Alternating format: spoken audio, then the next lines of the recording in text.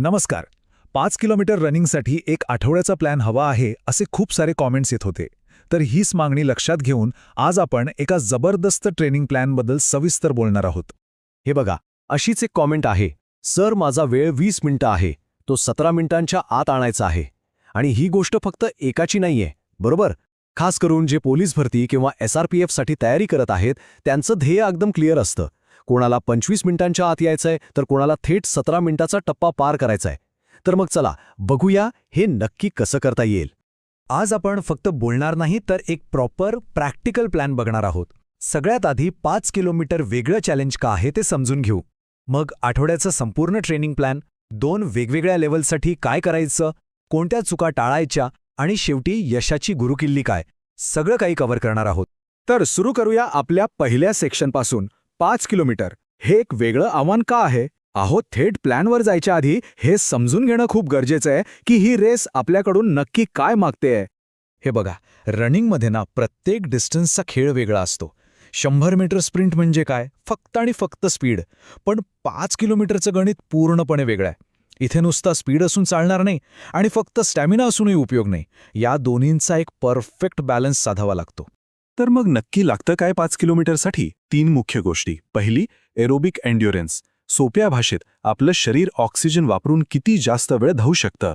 दुसरी, lactate tolerance, म्हणजे वेगात धावताना पायात गोळे येतात ना, तो थकवा सहन करण्याची ताकद. आणि तिसरी, पेसिंग स्ट्रॅटेजी, म्हणजे सुरुवातीपासून शेवटपर्यंत आपला वेग कसा मॅनेज करायचा याचं प्लॅनिंग. आणि इथेच सगळ्यात मोठी चूक होते. एक गैरसमज आहे की रोज फास्ट पळालं की 5 किलोमीटरची टायमिंग सुधारेल. पण हे साफ चुकीचं आहे. असं केल्याने सुधारणा तर लांबच, पण दुखापत मात्र नक्की होऊ शकते. म्हणूनच एक योग्य आणि बॅलन्स प्लॅन खूप महत्त्वाचा ठरतो. ठीक आहे, तर मग आता येऊया सगळ्यात महत्त्वाच्या भागाकडे, आपला आठवड्याचा ट्रेनिंग प्लॅन. हा असा प्लॅन आहे जो स्पीड आणि स्टॅमिना दोन्ही गोष्टींवर एकदम बॅलन्स्ड पद्धतीने काम करेल. आठवड्याची सुरुवात आपण करणार आहोत विश्रांतीने. हो, बरोबर ऐकलत, रेस्ट डे. ट्रेनिंग म्हटलं की फक्त पळणं नाही, तर रेस्ट घेणं सुद्धा तितकंच किंबहुना जास्त महत्त्वाचं आहे. याच दिवशी आपले मसल्स रिपेअर होतात, मजबूत होतात. त्यामुळे सोमवारी फक्त हलकं फुलकं स्ट्रेचिंग करायचं. आता मंगळवार हा दिवस आहे स्पीड वाढवण्यासाठी. याला म्हणूया स्पीड डे. आज आपल्याला आपल्या वेगावर काम करायचंय. मग करायचं काय? आधी मस्त 1.5 किलोमीटरचा वॉर्मअप जॉग, त्यानंतर 400 मीटर एकदम फास्ट पळायचं आणि मग लगेच 200 मीटर स्लो जॉग. हे झालं एक सेट. असे 6 ते 8 सेट्स करायचे आहेत. ह्या वर्कआउटमुळे शरीराची ऑक्सिजन घेण्याची क्षमता वाढते आणि स्पीडमध्ये जबरदस्त फरक पडतो. मंगळवारच्या जोरदार वर्कआउटनंतर बुधवारी शरीराला थोडं शांत होऊ द्यायचं. या दिवशी 3-4 किलोमीटर एकदम आरामात सोप्या पेसने जॉगिंग करायचं. याला म्हणतात ॲक्टिव्ह रिकव्हरी. म्हणजे रिकव्हरी पण होते आणि फिटनेसही मेंटेन राहतो. आता येतो गुरुवार. या दिवशी आपण करणार आहोत टेम्पो रन. टेम्पो रन म्हणजे काय? तर अशा पेसने धावणे जो खूप फास्टही नाही आणि खूप स्लोही नाही. म्हणजे धावताना बोलता यायला पाहिजे, पण पूर्ण वाक्य नाही. असा कम्फर्टेबली हार्ड पेस.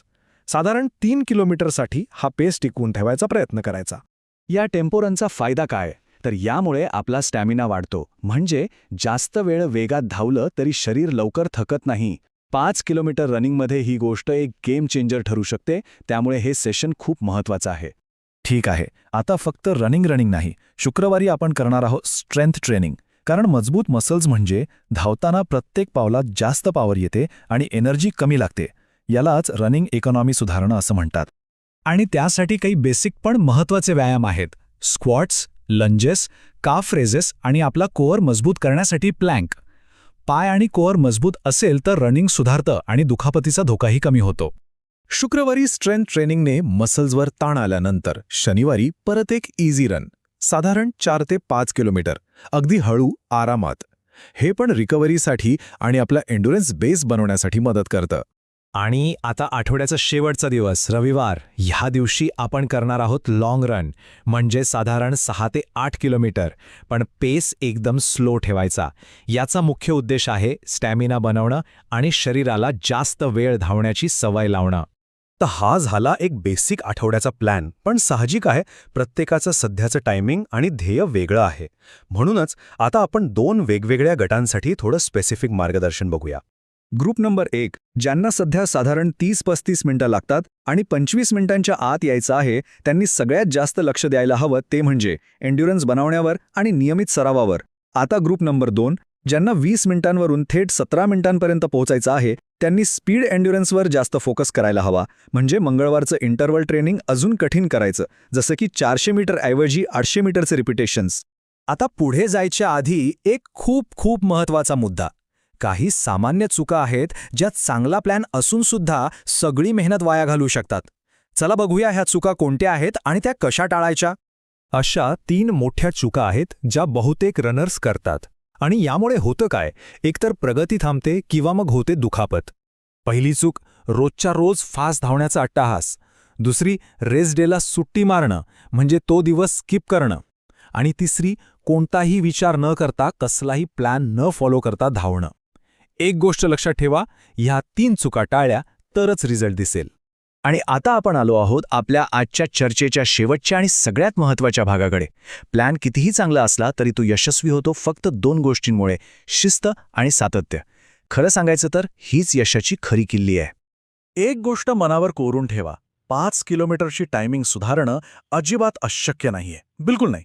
फक्त लागतो तो योग्य प्लॅन, पुरेशी विश्रांती आणि ते सगळं फॉलो करण्याची शिस्त.